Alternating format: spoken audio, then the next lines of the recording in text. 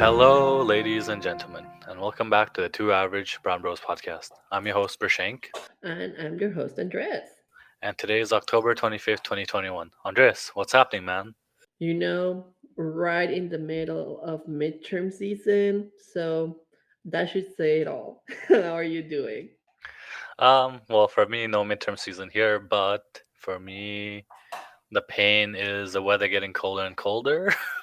I've noticed, it was really nice the last couple of weeks, but then it rained for a couple of days and then it got super cold. But I mean, by super cold, I mean still above zero, but colder than the nice summer and fall we've had. So not looking forward to the winter that's slowly but surely creeping up on us.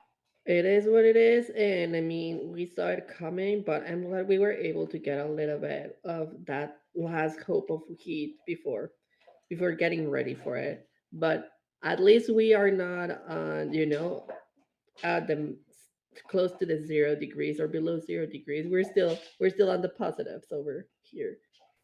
Exactly, that's all that matters for now. Make it the positive last as long as it can. That's the vibe and the mood we're going with. Anyway, what'd you learn this past week, Andreas? This past week, honestly, man, I think I didn't have that much time to learn something outside of school. So I view on me to, in terms of school, we did a lot of readings and article reading and all of that. So based on that, I learned about, oh, well, in one of our classes, this was very funny. So apparently someone published a study of how the consumption of chocolate relates uh, to how smart countries are, which is honestly it is when you read the paper it's just like why how could this be published, like some people like sometimes apparently uh like journals will publish like funny articles that just like to get some fun in the scientific community, and like fun is publishing articles that are just funny or that you know that are not that hard to understand and things like that. Hmm. But apparently this one doesn't look like it was published for that purpose. uh, and they correlate how much chocolate consumption will be determining the how smart a country is, and they base that on how many Nobel prizes a country has. What? So yeah, like when you read it and like I mean, it's just like how could you like honestly, it is a paper that it's pretty like I would say when you yeah it's just controversial, not yeah it's controversial because it's just a lot of assumptions are being made just based on how like just the way they publish it and the way they talk about it is like because they're basing this on like the fact that like the claim that chocolate like improves your cognitive skills. Hmm. um so they're just basing it on that, and then they just correlate cognitive skills with how many Nobel prizes per capita a country has. So it's wild. Like I mean, not the way to go about measuring uh countries' intelligence, but yeah, that was like everyone in class was eye rolling hardcore because because we were just like, how could someone actually go ahead and do this? Yeah. So yeah, that was quite something. Uh, Still school related, but still like live, like worldwide that people do this also in the science community. So yeah, what about you? What's something new you learned this week? This is more of a personal story. So, like a couple of weeks ago, I mentioned that I had signed up for HelloFresh. So I do have an update. So something I learned about it was that it's not a bad service at all. I used it this past week. I think the best parts of it is that you don't have to go out shopping like once a week, once every 2 weeks. Some people don't like doing grocery shopping. I don't mind it, but it does save time. You don't have to go out there, pick out what you want, look for recipes that you want to make, and make it. And the second part is there's no food that goes to waste because once you make it, the portion sizes are pretty pretty good, where you're not gonna have you might have leftovers a little bit, but you should be able to finish it within a meal or two. So those parts were really nice. The I think the downside is it's a little bit more pricey, obviously, but I see it as that you're paying for the convenience rather than anything else. Um, like they give you a certain amount of food and you follow the recipe they give you, so it's not bad. I do wish it was a little bit cheaper, but with the promotions and stuff, it shouldn't be too bad.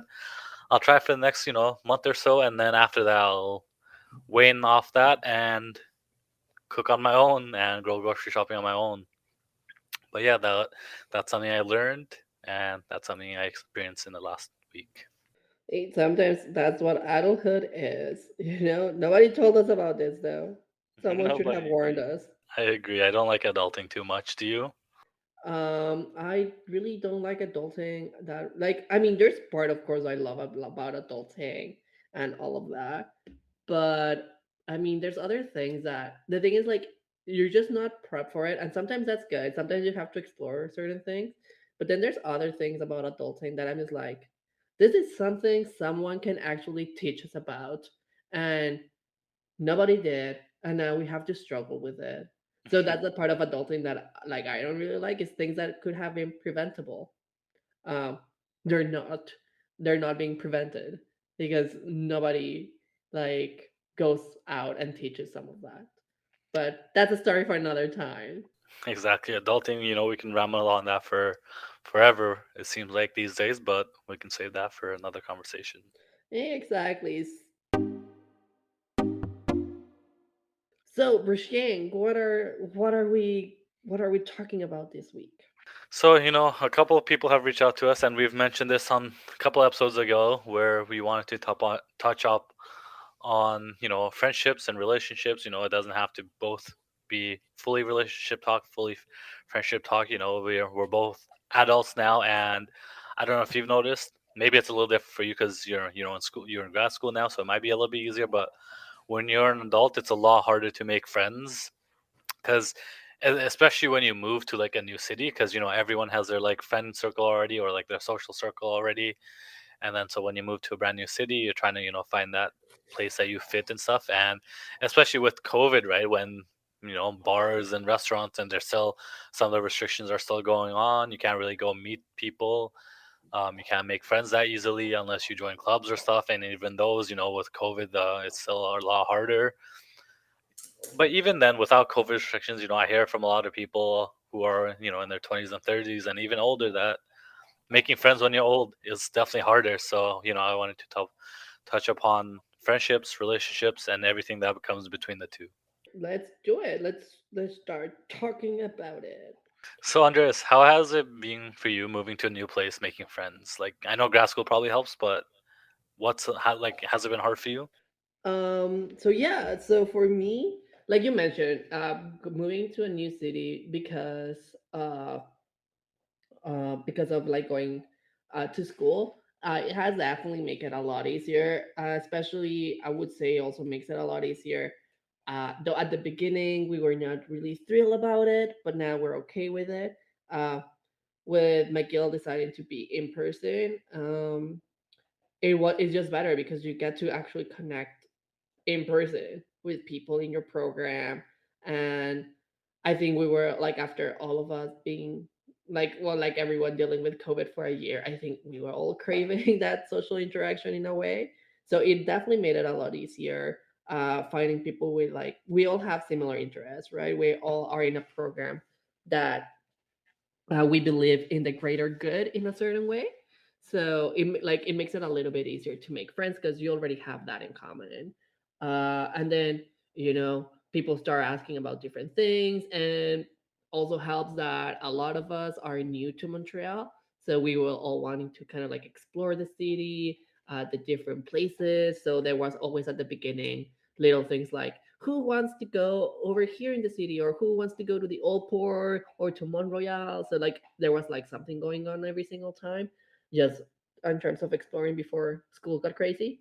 So it definitely made it easier. But outside of school, actually, I mean, as an introvert, I can only speak to the fact that it's really hard sometimes making friends, because you really need to put yourself out there.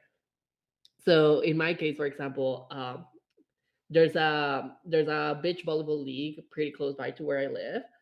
And every single time I walk by it during the summer, I was just like, man, I wish I could join. And I mean, they do accept players. It's just like as an introvert, it's a little bit nerve wracking just signing yourself up and then not like if you get picked up for a team, not knowing anyone, you know? Mhm. So it's a little bit scary. And I mean, it helps a little bit with work. And that made it like a very easy way also to like meet people and like to hang out and like have like in a certain way like a social network and a social circle before school started. But other than that, it's actually been it is a little bit hard and like you really do have to put yourself out there.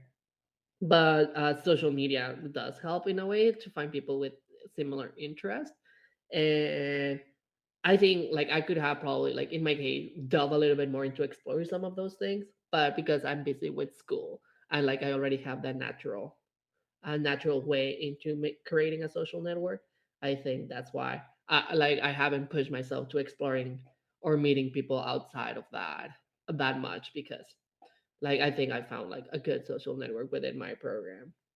But I guess your story is different because you moved to a new city because of work. So how has that been? Kind of like in terms of meeting people or forming a social network.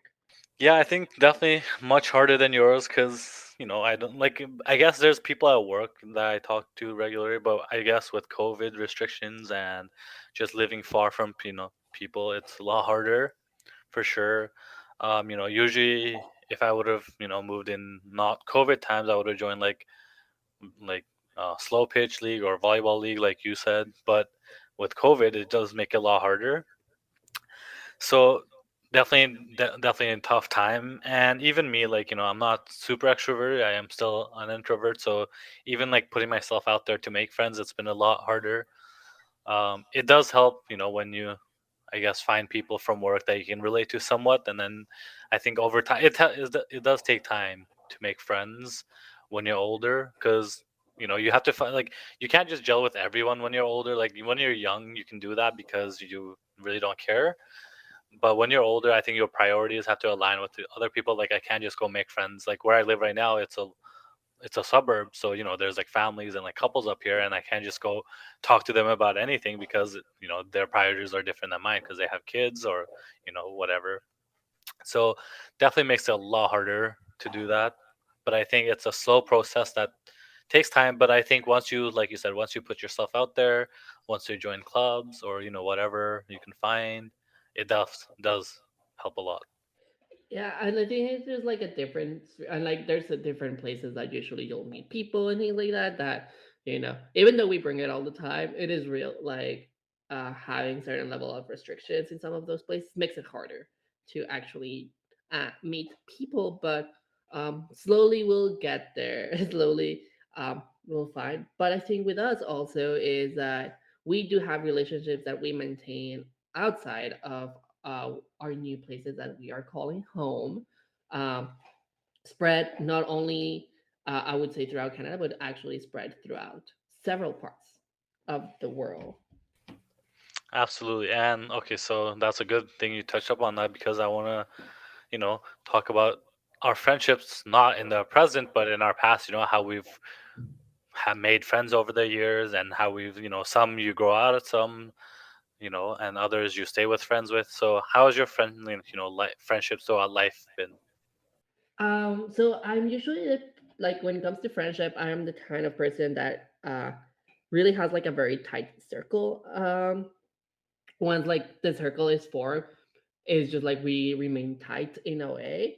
And just maintaining some of those friendships is just like it takes effort from everyone. And in a certain way it's just acknowledging where we are at in terms of our lives. But yeah, it's not like I'm not the kind of person that's like, oh, friend here, friend there. I like really like keeping my, I wouldn't say my numbers low, but I really like keeping the quality in my friendships. I rather, some people just want to have friends, and they just have a massive, like they have a big number of friends. Which I mean, that's completely fine if that's what they want and that's what they like in terms of friendships. In terms of me, I like a more like I said, a more close knitted friend group. that, and I think from those friendships are some of the ones that, I mean, you cannot talk for months, and then like you send a text message, and then like the conversation sparks, and it's just like nothing, like no time has like elapsed in a way. So and I think part of it is just like, making friends. Growing up, usually, everything is like the academic setting, who you meet in school, who you sit with, um, who is your lab partner. Sometimes when you go to university and you get randomly assigned a lab partner. Another way, like, I guess, like like for us during undergrad, another good way for me to meet people was actually like being involved as an RA. I think that pushed me a little bit outside of my comfort zone in order to talk to people, and I met amazing people that still to the day I call friends, which is amazing.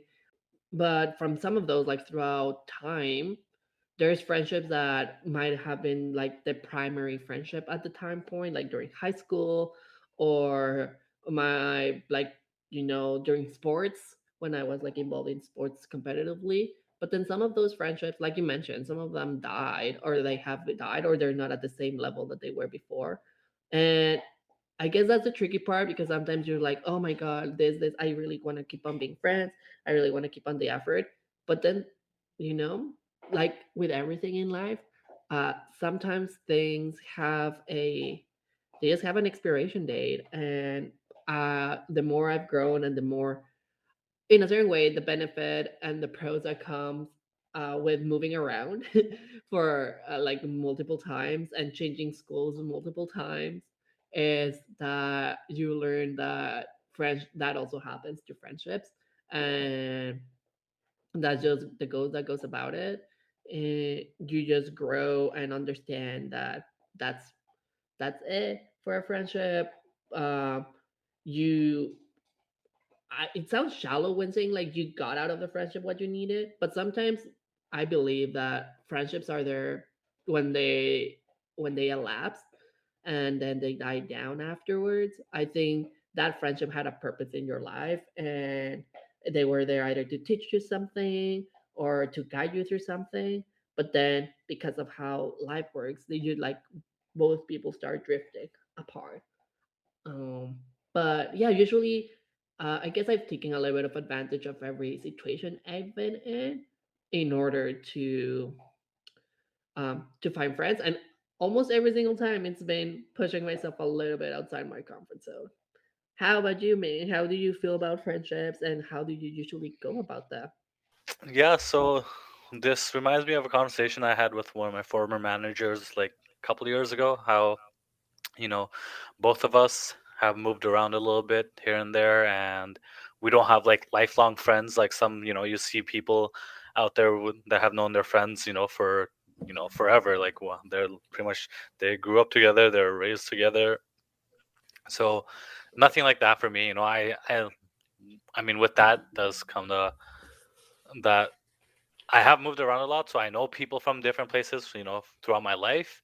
But it's not like I'm close friends with any of them throughout my whole life. Like, at one point I was really good friends, but as with always, distance does make it a lot harder to stay friends, like best friends anyway. Like I said, like, just because you're not there doing things every day together, you're trying to catch up, but then the time zones matter.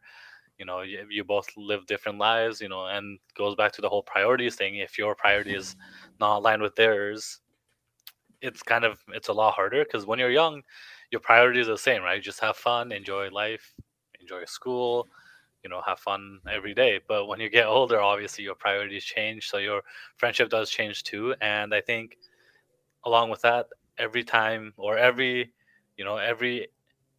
age that you get older and older, your friendship does seem to decrease, I think, for most people. So priorities, they change according to what you want from life. So obviously that is a big factor too. And then of course moving, the like I said, the physical spaces. There are some people that can get away with being friends over long distance, and even relationships over long distance. I mean, that's one of the things for me. My relationship is long distance, has been for the last couple of years. But friendship, it's a lot harder because I think usually someone just gives up. Like in a relationship, you both are trying to make it work, so you both try hard, and sometimes you don't have to try hard because it just naturally works. It's just that distance sucks. But in a friendship, I think it has to be, this is not just with distance, but even when you're together, it has to be like a two-way street. I see friendships being a two-way street, because if you're not both putting in effort, one of the parties usually feel, oh, like, they're not doing what I would do for them, so they kind of feel hurt. So then you pull away a little bit. So I think so even throughout my own life, I think I've made friends in different places, but my really close friends, I would say, like similar to you, I only have a handful, and I think you're definitely one of the longer closest friends I have. We've known each other since 2013, and I think we've pretty much talked every day for the last 8 years. So I think having lots of friends is great, but having that close knit, tight friend circle is even better. Quality definitely over quantity. And I think the older you grow, at least from what I've noticed, is that I prefer that. I prefer the quality on my friends because at the end of the day, you want like your friends are there to support you, whatever you're going through. And it's like you mentioned, it's a two-way street. And that's usually when a lot of friendships they start dying down. It's when either both of you have like different interests, which is completely okay. Like everyone is entitled to their or interests and what they wanna be doing. But once those interests like start spreading apart, or like you mentioned, everyone has different goals in life, that's a time to acknowledge and sometimes reevaluate your friendships. And I think there's nothing wrong with that. There's nothing wrong in reevaluating a friendship and see, is this good for me? And it might sound selfish, but sometimes that's what it takes. Sometimes some friendships they appear great, but when you actually look into them, it's like, oh, I think maybe. And when it comes to relationships, I think we all know about like what a toxic relationship looks like, but that also applies to friendships. And I think that's something that takes a little bit longer to realize when you are in a toxic friendship compared to when you are in a toxic relationship, especially because the red flags might be a little bit more subtle. But I do agree. And it takes commitment and it takes time and it takes effort. Uh, and sometimes it can be a little bit draining, but I feel like also the people that you have like a strong relationship with and you like take time to actually establish that friendship at like deeper than a superficial level. And that's where like you can see like after time, despite of distance and everything, that relationship and that friendship is still gonna be there. And I can see it with some of my friends, some of like my friends from back in Mexico, because we decided to like we put the effort and we know each other below like deeper. We took the time to get to know each other, establish more of a deeper connection. They're the ones that sometimes like also they know that I'm usually busy, I'm actually up to something, so it's hard for sometimes to connect or like talk and everything. But when we talk, like we talk, like if a friend is like, hey, can I give you a call, I know it's not like sometimes it can be a fast one if they just need something quick, but usually when we decide to catch up, it is minimum an hour. I'm not even kidding, but that's just the effort we put in our friendships because we understand we're at different places in our life. We understand that we cannot talk every single day for hours and hours, but when we put the time and we're like, this time, this day, this is where we're doing it, we actually do it. And I think it's based on the fact that we've all put effort and we acknowledge where we are at. I think it's a lot of like with any relationship, either it's an intimate relationship with a partner and significant other, or it's just a relationship with a friend, it's just part of that commitment to it. And I think that's what I've appreciated and learned with some of my friends, like back in Mexico and here in Canada. Uh, it You have to put time, and sometimes you just have to let them go, even though you value the relationship. But sometimes it's better to let go because otherwise you just sometimes those relationships do like they're hurting you and you don't even notice until you step outside of them. Yep, exactly. So like that's the next question is how do you usually deal with the negative ones, right? Well, you can get us started because I feel like I talked a lot.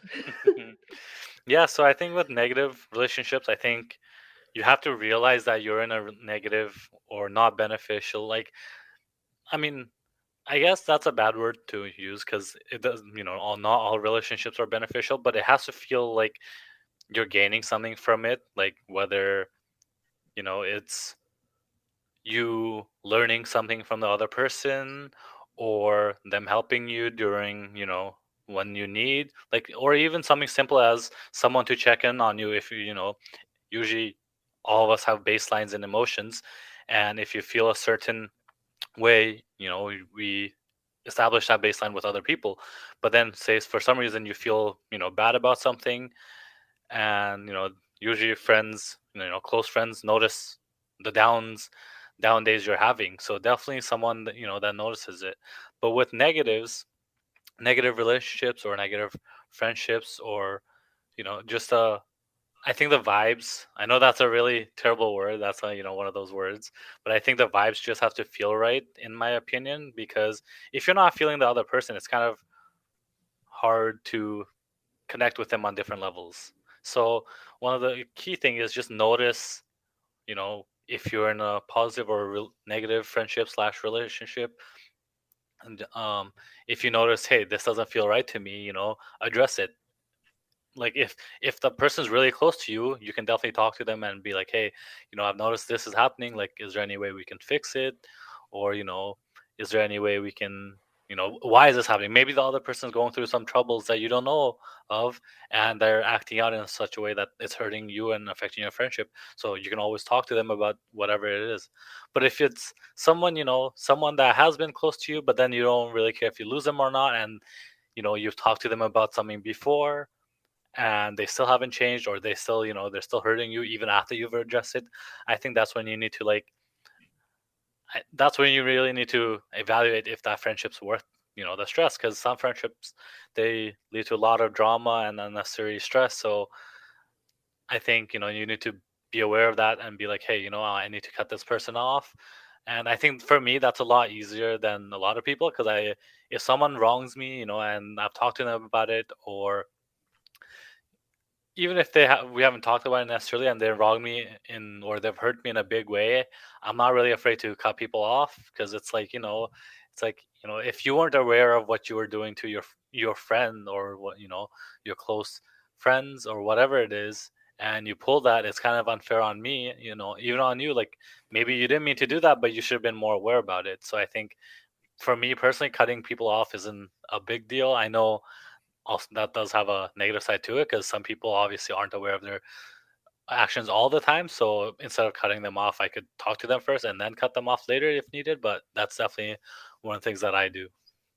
Then you're looking out for yourself, right? At the end of the day, like our good friend Charles Darwin said, survival of the fittest. And I think that also sometimes applies to friendships. Sometimes you just have to let them go, and nothing wrong with that. I guess sometimes it does depend the way you let them go, but there are sometimes that you just drift apart from each other, and one day you just stop texting, stop hanging out, and then that's the end of it. And I figure out sometimes, man, even if you were to talk to them, sometimes you're not at the same level anymore. Sometimes they actually don't see what you're seeing or what's bothering you. And I think at that time it's like, you know what, we're out of here. When like even when you have addressed it and you see no change, or you see that they don't really care about it, uh, time to out. So, and I think there's nothing wrong with that. Like, why are we able to do that, with intimate relationships, and stigmatize it when you do it with friendships? I mean, I've been told this so many times for the past couple of years, but you don't know anything to anyone. So, looking, and I think something I've learned is just like taking care of yourself is also taking care of like who is your social network, and actually like listening to some podcasts and talking to us some friends, some like it is true. The people you surround yourself with are in a certain one time they do determine your social, like, uh it shows like what kind of person you are, like your social network, your social worth, and all of that. But also, they like with who you hang out and who you relate yourself with. Uh, if you have a specific mind set, if you have a specific goal, but you're surrounding yourself with people that don't align with that, then your goals might start changing, even though like slightly or subtly. But it's truly important to take care of who's surrounding you that is going to be able to support you and that aligns with your beliefs, with your way that you carry about life, and that you like in an end, like you do have to have those friendships that uh, they have to align at some level with you. Absolutely, and I think that's also very relatable to relationships because usually nowadays kids are starting relationships at a super young age, and which is fine. Like obviously you need to some sooner or later learn how to deal with that. But also as you grow older and older, you realize what you want in a relationship. So even if you've had you know relationships that have turned bad in the past, you can't really look that as a negative, because you I bet you learn so many things from that relationships, whether it's about yourself or what you want in a partner. And I that's also translates into a friendship, because when you look back at different friendships, whether it worked out or whether it didn't work out, you can always evaluate it. You'd be like, okay, what worked out about this person, and I get along in this regards and this regards and this regards. And you know what? If I'm willing to compromise on some of the small things that they might piss me off about or they annoy me, that's fine, because not everyone's gonna make you perfectly happy. Like n- even yourself, right? You're gonna be mad at yourself all the time, or even your family. So friendships, you can't really expect them to make you happy all the time. And that just goes with it the other way too. So if they don't make you as happy and they make you more sad than happy, or like the negative feelings more, you can always look back, be like, hey, I noticed this in my previous friendship. Going forward, I'm going to be a little bit more wary of that, because I don't want to be hurt again in a similar fashion, because that maybe that does trigger you in different forms or ways. I think so. Looking back at whatever it is, your friendship, relationship is never a bad thing. And even, even if there's something traumatic that happens, sometimes it can really get to you. But I think just trying to overcome that and learning from those experiences can help you in the future, whether it's making friends, finding that significant other, or whatever it is. Could not have said it better. So, Brichelle, tea time. Have you let go of friendships? Definitely, definitely. So, like I said, I've moved around in so many places, and I have made friends all over the place, and there's some people, that I'm not super like close friends with anymore, but I still talk to on a, once in a while basis. And if I were to go back to that place, I would have no issues talking to them again, right? Or like just be like, hey, let's grab some lunch or something. But on the flip side, there are people in my life that I was friends with one point, but then for whatever circumstances it was, we just lost in like friendships. And some of the times I think the biggest thing I've noticed is that happens a lot during university, because university you become really close friends with like a lot of people. And I think it's just the environment, right? Like when you're in university, you're like you have classes with first years, you have classes with 400 or 500 people, so you're bound to make a lot of friends. And especially for us, we lived on res, and res is a whole new ordeal, because you make a whole bunch of other friends that you wouldn't have ever met if you didn't live on res. So I think and that comes with also all the baggage and whatever you want to say about it, because that's when you realize, okay, this person I was friends with them because I lived on residence with them. But long term would I be friends with them? Probably not, because that I actually didn't like their behavior, or like I didn't like the way they treated other people, right? Absolutely. And, you know, it is okay. At the end of the day, uh, you just gotta let go of things, and that's just a healthy way to deal with it. How about you, Andres? Have you let go of any friendships from the past? I may or may not have left a couple of friendships, some on good terms, some on bad terms, but I'm just not gonna say names. They know who they are. Yeah, I mean, we don't need to say names, right? Like, we're not trying to point anyone out, because whether it's for a good reason or a bad reason, I think And I think that's the way I see it. No matter how you feel about a certain way, at one point you were friends with them, you were close with them, and it just happened so that you grew apart. So of course there might be some negative feelings towards them, but it's always good to be civil because it's a small world, so you never know when you're gonna run into them again. Exactly, or run into someone that knows them or anything, right? Yeah, So, exactly. Yep. that's why we don't say name, but they know who they are. Yep. Yeah, even with that, I think even relationships. I think relationships are the biggest teaching lessons in life because they teach you, like I said earlier, they teach you so much about yourself and what you look for. Because like when you enter a relationship, I think for most people, it's because they want to find a life partner. They don't obviously some people just want to fling or something, but for the most part, most of us want to find someone that we can get along with long term.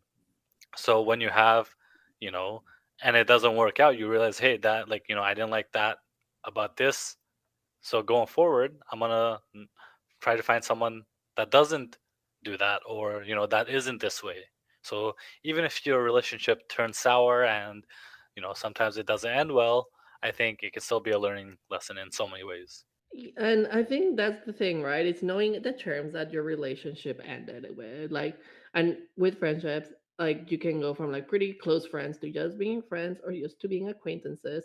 But when it comes to relationships, like intimate, like significant other relationships, I think the way that you end up things will determine, like sometimes, it didn't work out as a relationship, but you can still be pretty good friends. And sometimes, like, I understand people say, I like, sometimes I'm that type of person that doesn't understand, like, how can you still be friends with your ex? But slowly I realized that it depends really on how things ended. And my experience was mainly like things ended badly, so there's no way I could like maintain um a friendship or some kind of relationship with that person. But there's been a couple of times in life that has been proven wrong to me, that you can actually remain, like, have a certain level of relationship with that person, because either it didn't work out as a relationship, because sometimes it doesn't, like compatibility wise didn't work that way, or two, you're not on the same page or same time frame um, for that to happen, but you actually work out great as, like, pretty good as friends. But everything really depends on the circumstances that surrounded that departure from each other. But I still, like, even though I say that, I'm like still like, when it comes to significant other relationships, when you break up, I think those ones are a little bit harder to come back into establishing somewhat of a friendship. Yep, absolutely. And I think it's always easy to go from a friendship to a relationship, but from a relationship to a friendship, I think that's a lot harder for me anyway, because once you get to know someone in an intimate level, I think going back to just being friends and even like just say you're in a relationship with someone and you end up breaking up with them and then you see them with someone else. I think that always stings, like no matter how close friends you might be. Like I think for me anyway, I know like that would sting a lot because it's like, well, I was really I like that person so much at one point and it didn't work out. I wish it would have, but it didn't.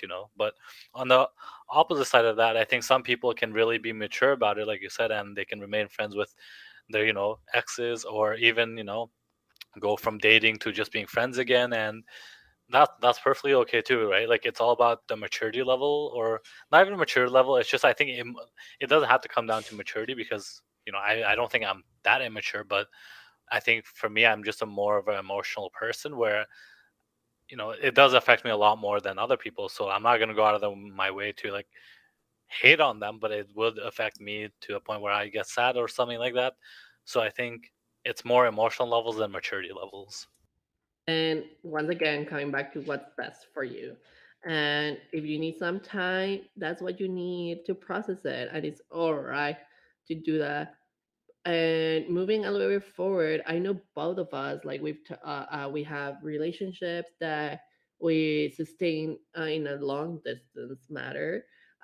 So how do you make that work, Brishang? What, I know you mentioned before, it takes commitment from both parts, but actually, what does that look like? What does it look like to be able to sustain a relationship when there's a distance between? I think the number one key for a long distance relationship is just that it has to feel natural, or like, of course relationships aren't going to be easy all the time. So I'm not going to say easy, but I think it has to feel natural. And by that I mean, you say, whether you just, you met online and you never met, and you won't be able to meet for whatever reasons, or you started dating and then you moved apart for work, school, whatever, but you wanted to be with that person. Like, it just has to feel natural, whether you're talking to them on the phone, texting them, or in person, right? So like, obviously the chemistry and all has to be there, but it just has to feel natural. And it has to, I think, you both have to compromise, because being in a relationship, of course the physical aspect is important too, right? You want to go on dates, you want to go on different things, you want to upload those cute couple photos on Instagram, but sometimes you got to realize, hey, like, we'll get there, but right now, we have to get through all these other hurdles first. And no, not everyone can do it. The long distance relationship, I know it's hard for so many people, and I'm not saying it's easy for me either, but I think with my partner it's a lot easier, because we both understand, hey, we're both like, I of course we're not super wise or anything, we're not like 60s and we've been through life, but from what we've lived throughout our lives, like our priorities and our goals and like just outlook on life align so much that it feels natural. How about you, Andres? For me, I think the best, and I think it is just a lot of, you know, like we said, that putting the effort, definitely, like a relationship when you're in person within the same like city or neighborhood or school is a lot easier, because you can talk to them more often, and it's just like a little bit more natural. You do have to put a lot more effort when it comes to any kind of long distance relationship, because there's so many things to work around: time difference, different schedules, different lifestyle, random things coming up. But it is like an understanding from both parts that there's sometimes that it's going to be easy, and some parts that it might be just challenging to schedule things or to catch up. But it is making the most. What I've learned is making the most out of those moments when you have time, either to just catch up even virtually, or like through the phone, but also making the most out of it when, like, if you're able to see each other in person, is just enjoying, and like enjoying the time that you're able to put into it. That is really, like, it shows how much you care about that thing, right? Like, even with ourselves, like with you and me, right? uh, we went to uni together, so at that time it was super easy to keep on catching up. And I mean, we never run out of things to talk, because we will end up going to bed like at 4 in the morning or even later sometimes. But once, like, once you move back to Regina and I stayed in Saskatoon, it was that effort that we both put, right? Like, it's not that we will like talk 24/7 like we did during university, but when we talk, like we took time and we actually caught up with each other. Or whenever you came to Saskatoon, knowing that I will try to make time in order, like, for us to hang out so that we can catch up. Or when I went down to Regina, uh, and even right now, right? Like, we keep on doing it. That, like, when you came to Montreal, like making sure that I had time to, like, be able to see you, because you're one of my closest friends. So of course I want to see you and show you around the new city that I'm living with. And that same you did for me when I went down to Ottawa. So I think it's like knowing how, and acknowledging where each one of the people in either the relationship or the friendship is at. But once you're able to make things work, or like you have something set up, or you have the ability to see each other, making the most out of it. I think that's what really helps our friendships flourish, but also keep on being steady. And for me, life has proven that many, many, many countless times, as I keep on being friends with people from way back in elementary school, and middle school, and with some of my elementary school friends.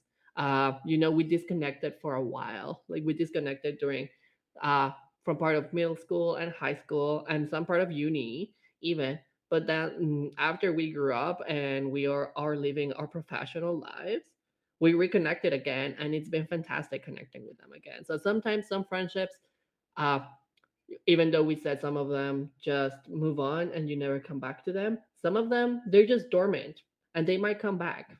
Yep, I think, and like one of the biggest things that I have realized, and that I really firmly believe in, it has to be a two-way street, right? Like, so you could be putting in all the effort, and then if they don't put any effort, obviously you're gonna feel bummed out because it's like, well, why isn't aren't they trying? Why aren't they, like, they don't want to be friends with them? So it has to be a two-way street because there has to be some give and take, and whether it's a relationship, friendship, whatever it is, I think there has to be some sort of mutual understanding and mutual respect to know, like you said, like, hey, this person's coming here. Let me see it, the hang them out. And I think another big thing in friendship is just being, I think, open and honest. Because I know so many people. Like, I have people that I would call like friends, but I wouldn't call them consider necessarily close friends because of the way they act, or just like their personality don't match with mine. Whether for me, like, one of the biggest examples is like just paying for whatever it is. So, like, say somebody comes over, like a friend comes over to my place and I pay for something, and I'm not going to go out of my way be like, hey, pay me back for this, like, unless it's a big substantial amount. For the most part, I'm pretty generous with that, where it's like, okay, you know what, I'll get it this time. I know you'll get it next time. And so, like, I think that's the best part. Like, but some of the people that I really don't like are the people that hound you down for money right away. So it's like, you pay, like, it's like, hey, can you pay me for this? And then the next day they're like, hey, can you pay me back? It's like, like, I'm not gonna run away with your money. Like, we're close friends. So, and I think for me, that's one of my pet peeves in that, because the people that I get along with, it's like, but at the end of the day, you guys are friends. You're not gonna steal each other's money. It's like, I'll pay for this time, this dinner. You pay for the next lunch. Hey, I got coffee this time. You got it next time. Like, just having that understanding of what to do in a friendship. And in terms of that circumstances, I feel like, if they end up actually not like compromising or like not giving it back, then you know what kind of person they were, that maybe you didn't see that. Sometimes in some of those situations you get to know people, even when things like that happen, that you were like, never thought they would be like that. But circumstances change, and sometimes people show different colors at different times. So Yep. that's something also, like, to be like, as friendships progress, sometimes you find something out that maybe you have been friends with them for a long time, 8 5 years, but then something happened that they show a different side, that, like, while the time you were being friends, that specific circumstance never came up, right? So that's another thing to take into consideration.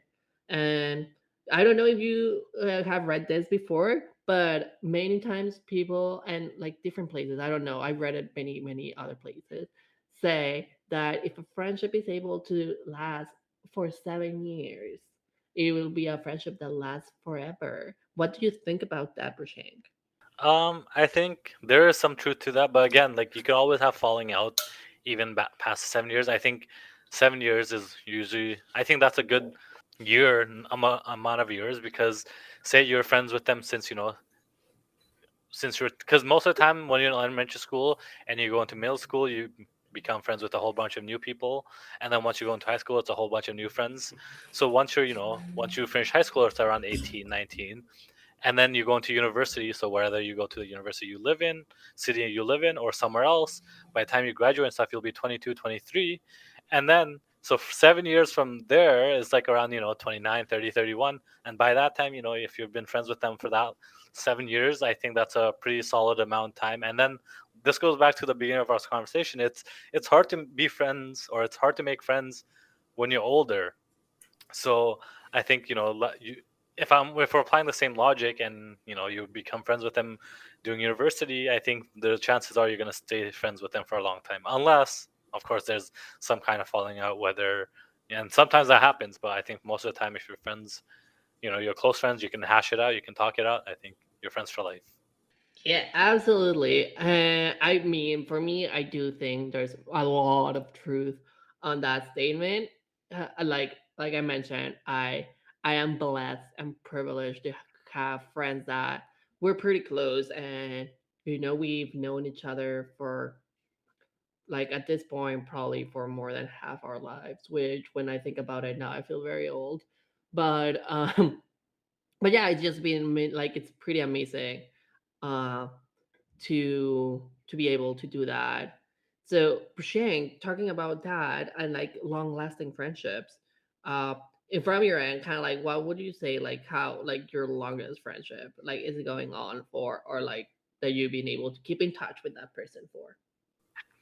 Um, I think my longest would probably have to be one of my best friends from New Zealand, actually. So we when I moved there, became good friends with him. And then I think throughout the years, we kind of like we have obviously with Facebook and Instagram, it helps.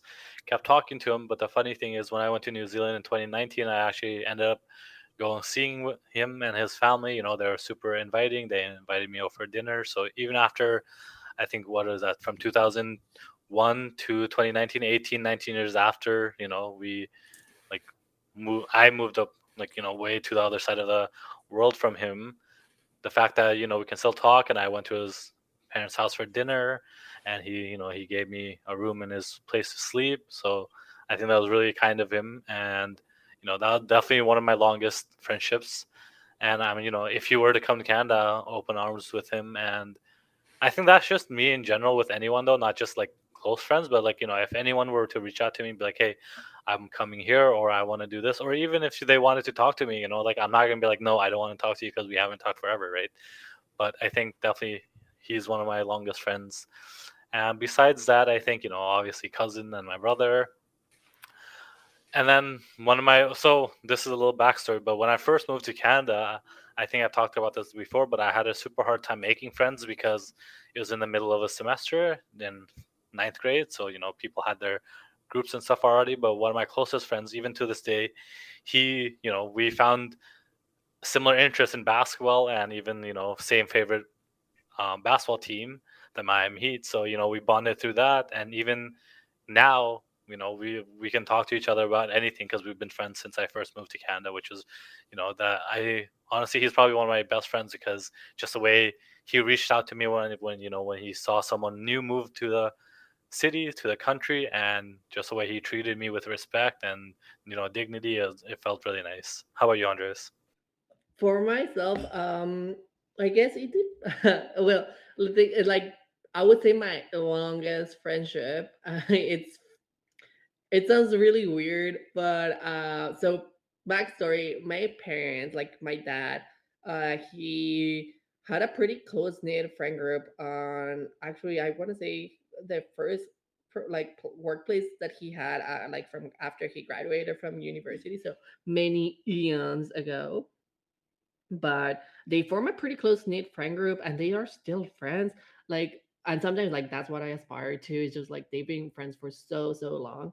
So with that, in a certain way, I grew up also with them, like becoming friends with them. So and with one of them, like we think very similarly, we're pretty close. We're both in the in the health science field. But despite of that, I would say uh, with her, when it comes to like time frame wise, technically I know her since she was a fetus. So sounds very weird when said that way, but literally we've known each other since uh since since literally since we were babies. And in that term, like her mom actually is my godmother, so like she has known me since like I was born until now. So I think that's like it's a different kind of relationship, but I would say long lasting. That will be my long lasting friendship, is knowing someone since day one, though I don't remember a lot probably from then, but we've been friends literally our entire, like at least her entire life. So which is like great and fantastic. But other than that, I would say long lasting, that I like I mentioned, some of my elementary friends, where like we still talk. And as well as like a friend, like when I live in Montreal when I was 6, we still talk from each other, we still catch up and all of that. So I think part of that is just like giving it was just a cycle of friendships that sometimes they will resurface and all of that. But I would say those are some of my long lasting friendships. And in terms of friend groups, more than one person involved in it. My tightest friend group, actually, it is from middle school, and we we every single time, like, I'm back in Mexico or anything, we hang out for multiple times, and we've known each other since like grade 7, and there's always something to catch up on, and there is something always to kind of like talk about. And every single time when we reminisce about like like our stupid funny stories from like middle school, and some of us like with the high school together, it is just like they keep on being funny. Even though some people, when we talk to them about them, they don't find them funny, we just find them hilarious. But I think I've been like, it's just been nice to have those friendships that have been there throughout like several periods of the life, that it is just nice to have them around and comforting. And I know they're gonna be there for a solid time. Definitely, when if I ever get married, before first I have to find someone. So I gotta get into that first. But if I ever, do something like in that stand that it's major, I know those people will definitely be part of it because they've been there for me for a very long period of time. Absolutely, and I think that's awesome to hear. To be honest, I'm glad you have that. That you made connections throughout your life that you would consider good friends forever. And that's the thing. And there's like, they're pretty good friends. And I think it's because we gave ourselves the time and the opportunity to like dig deeper and not just be shallow and not be. I think the other thing is like not being afraid about talking certain things that, my people might be like, ooh, why do your friends know that about you? And it's like, you know what? Just we got that close. And that's like, for me, I rather have a close, intimate friends rather than multiple friends. And that's just my preference. Like, yes, maybe I have friends just to go for out for coffee and keep it very superficial. But my close tight circle is people that they know me, like they know me inside out. Absolutely, that's awesome to hear. All right, so Brishink, let's just to wrap up the conversation. What um what is what would you say, like, as someone, as you've experienced like going to university in a different city or moving to a new city or moving countries, what is one tip that you'll give people in order to step outside of their comfort zone to build those relationships? I think join a sports league. I think that for me, just loving sports and loving being outside in the summertime. Even when I was living in Regina, I had so many new friends from joining a sports team. You don't have to be the most athletic out there because there's rookie leagues and there's just Sunday league. Whatever it is, and even if you've never played a sport before, it's super easy to learn. The people are super nice. Some of my good friends that I made over the last couple of years are from those sports leagues. So definitely, join a sports league, and it doesn't have to be the most competitive or the most appealing sport to you, but hey, you might learn a new sport and you might end up liking it, and you might make a new friend forever from it. My number one tip for friendships, whenever it comes to like dealing with them or like being new to it, I would say is find people like with similar, like, join activities and that you're interested in, or join activities that you've always wanted to explore. You never know what you might encounter into that.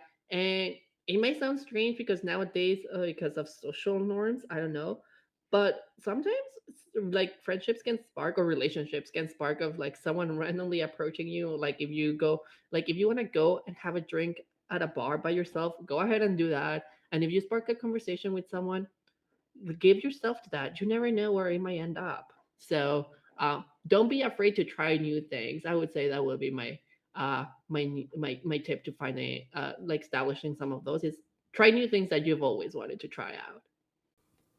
Absolutely, and I think that's a good overall life advice to do.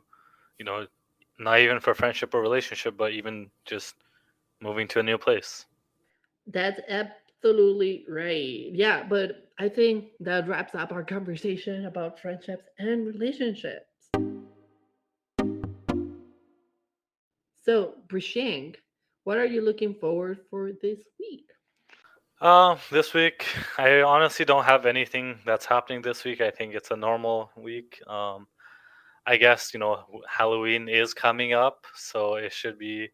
I've already been seeing lots of cool themes in front of that people have been putting up in front of their houses, cool decorations, and of course the chocolate and candy that's going to go on sale the day after Halloween. I think I'm ready to eat some chocolate. How about you, Andres? What are you looking forward to for the next week or so? For the next week or so, I'm always looking forward for being done another midterm. I always look forward for the weekend. So that's something like I keep on looking forward for the next couple of weeks, just getting things done. But excited also for Halloween. Don't know if I'll have plans yet or not. I definitely will not have a time this year to make a costume. I'm also excited to, go around and shop for some pan de muerto over here in Montreal. Because if I could find pan de muerto, Day of the Dead bread, in Saskatoon, I'm for sure gonna be able to find it in Montreal. So I'm excited um, to go out and shop for it because besides Halloween being such a big thing for me, it means the next day besides cheap candy is that I get 2 full days of celebrating Dia de los Muertos, Day of the Dead, and like that time slowly I've been reconnecting a lot with it, and it's some good time to celebrate my culture, um, be in touch with those loved ones that have left us. And for some reason, I do think I connect with them during that time. And, doing my favorite activity, which is eating pan de muerto with hot cocoa and watching Coco and crying. So I'm looking forward to that. Absolutely. And so with that, that's a perfect place to end this episode because we have lots to talk about in the upcoming episodes. We're excited for, like you said, Halloween or Andres. What was the festival you just said? I don't know how to say it. Day of the Dead, Say it in Spanish. Dia de los Muertos. There you go. So, lots to talk about in the upcoming weeks. Don't forget to, listen to the previous episodes if you haven't already. You can reach out to us in so many ways, like always. If you have any comments, concerns, questions, or crybaby stuff, of course, reach out to us. And Andres, where can they reach out? You can reach out to us on Twitter and on Instagram at Two Average Brown Bros Podcast. We're there. Though sometimes we might have busy lives, we still care about what you got to say to us. So definitely reach us out there. Exactly. So, like always, reach out to us. Talk to us about your friendships, your relationships. Tell us how you feel about them, or any other topics we've covered in the past, or any topics you want us to cover in the future. We'd love to get your input. We'd love to have you on. We'd love to talk to you about anything. So, just reach out to us. Absolutely. But other than that, thanks for tuning in as you usually do. Whether it's right on Mondays when the episodes go out or any other time of the week, we appreciate when you listen to us. And other than that, we'll catch you up next Monday with a brand new episode of the Two Average Brown Bros podcast. Bye. See ya.